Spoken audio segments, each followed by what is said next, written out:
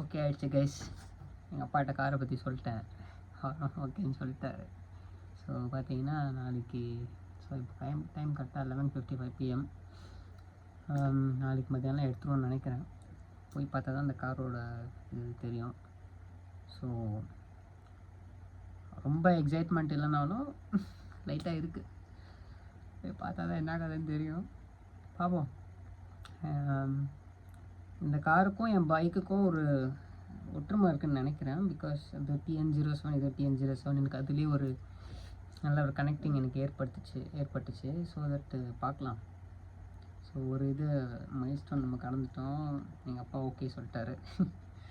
இதுக்கு தான் வெயிட் பண்ணிருந்தேன், இதுக்கு தான் காற்று இருந்தேன்ற மாதிரி. So super guys. மாருதி நமக்கு என்னென்னா FC இல்லை, அது பண்ணணும், அது பெரிய விஷயம் கிடையாது, பண்ணிக்கலாம். ரைட்ஸ்லாம் தான் கொஞ்சம் எக்ஸ்ட்ராவாக இருக்குது, அதுவும் பார்த்துக்கலாம்.